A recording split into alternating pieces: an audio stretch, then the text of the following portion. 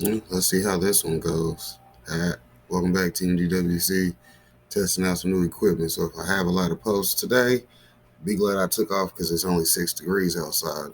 So I'd rather be in here getting my videos back together than outside in the damn cold. Your boy kind of smart. Let's see what we can do.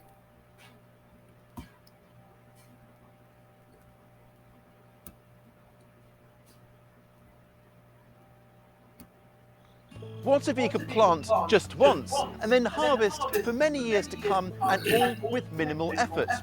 Well, you can if you grow perennial vegetables. These are fantastic vegetables with superb culinary qualities and often good looks too. They are great for filling the hungry gap, that time of year when the winter vegetables are done, but the newly sown vegetables aren't quite there yet. So come on, let's get started. First up is the globe artichoke, a big, bold plant whose thrusting eruptions of glaucous foliage make for a really architectural statement. You can start them off from seeds, but better to get a head start with young plants like these. I just love this plant because it's so attractive in its own right.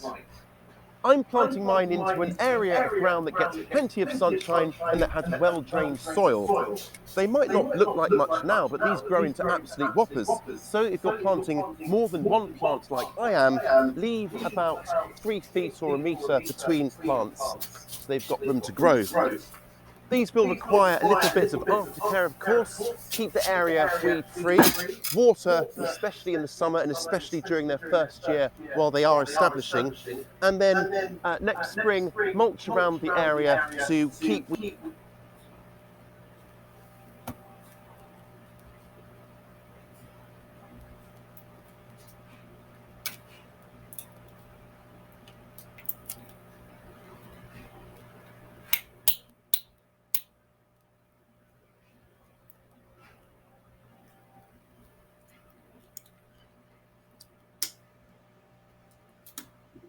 weeds down and to feed all that eager growth.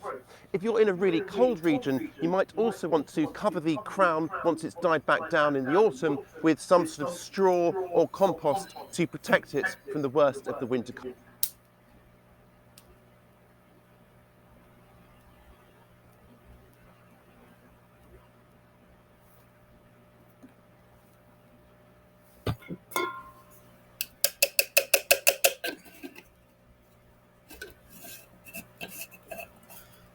Let me get ready to roll up. Cold. It's the tight flower buds that are harvested once they reach about golf ball size and definitely before they open. The buds can be steamed or boiled till tender, then to eat, the individual scales are picked off and dipped into a sauce before sucking the delicious flesh from each scale. You're then left with the tender heart, the real centrepiece to the whole affair.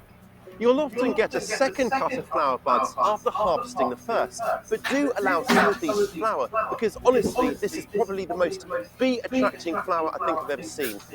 The bees absolutely love it, and it's endlessly fascinating to watch them go about their work.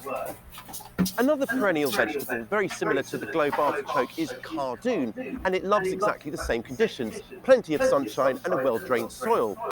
But in this case, it's not the flower buds you're eating, but the stems. They look a lot like a bunch of celery and can be used in the same way as celery, baked, gratinated, or turned into soups, for example. And if you're looking for a bold statement of a vegetable for colder, damp parts of the garden, you really can't beat rhubarb. We did a video on that a few weeks back, and if you missed it, I'll pop a link to it in the video description Just below. feel. Now, come and have a look at these.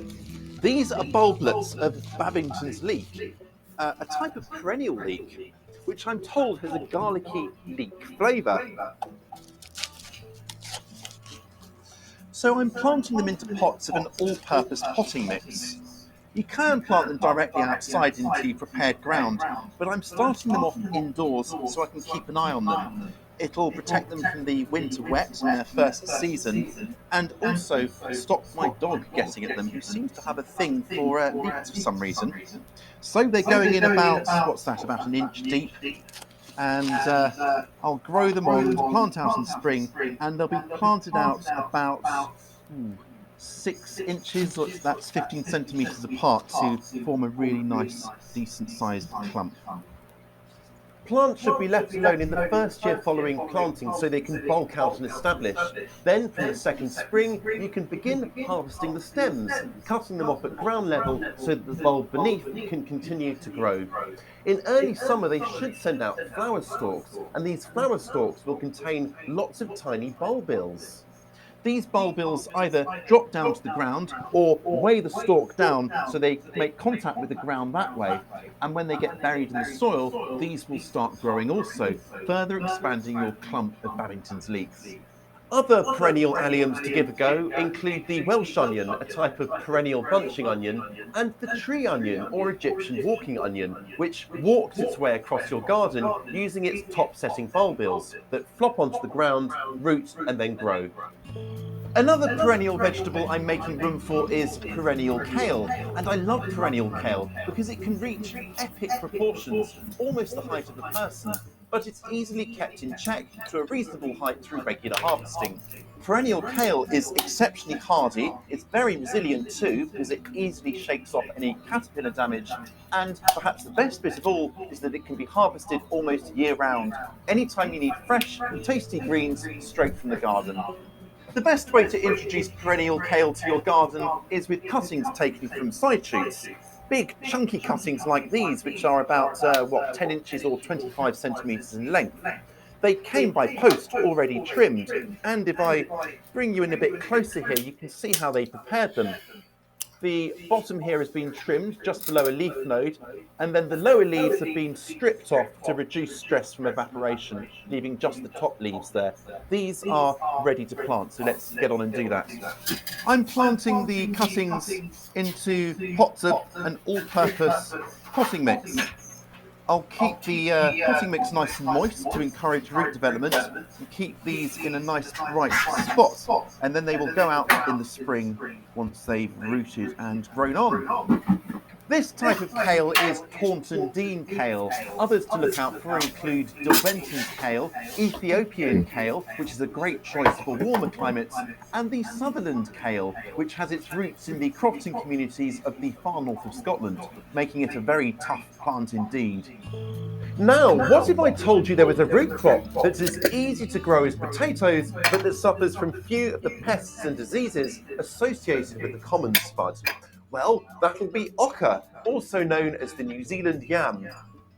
Oca can be cooked just like potatoes too, boiled, baked, fried, but they can also be shaved raw into salads for a lovely lemony tang. And that lemony zest is also in the leaves too, so you can cut those fresh and use them as a salad ingredient. Oca isn't frost hardy, so to get it off to a strong start, you'll need to start it early by planting them into pots and then planting them outside after your last frost date, about 3 foot, that's 90 centimetres apart. They'll grow on throughout the summer and they won't form their tubers until the autumn, so they form really late in the season. You'll then harvest them, usually when the foliage has died back after the last frost. Just dig them up, dry them off, and then store them in exactly the same way as potatoes, in a cool, dry place. Keep over some of the tubers though to replant for next season. Another really popular tuber is the Jerusalem artichoke, also known as the sunchoke. These ones are from the grocery store, and I brought them along just to show you what they look like, the size and the feel of them.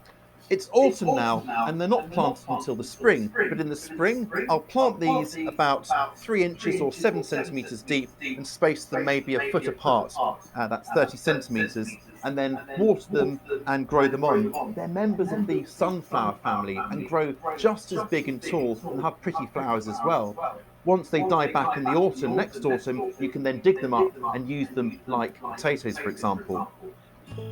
Have I saved the best till last? I reckon so. My final must-grow perennial vegetable is that royalty of veg, asparagus. Asparagus loves the free-draining soil and basking in full sunshine. You'll need a little patience to grow it, but boy is it worth it.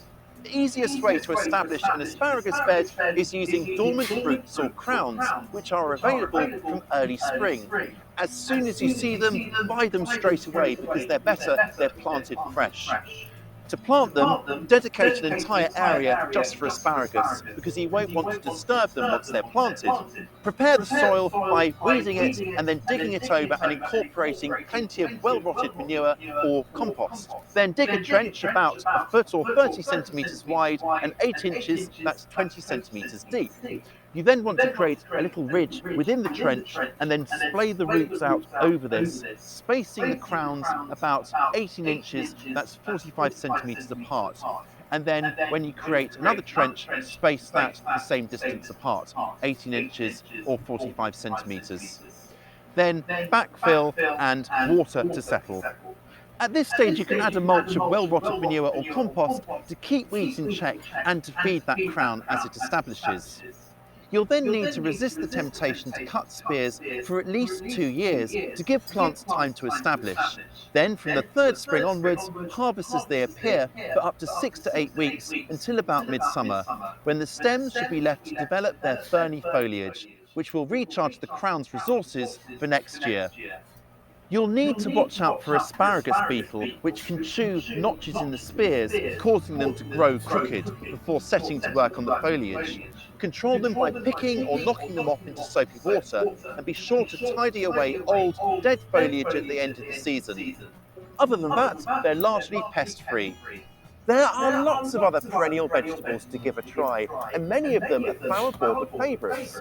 For example, hostas for their tender young leaves, or how about daylily flower buds? All delicious for sure. Don't be afraid to explore, but please do your research first to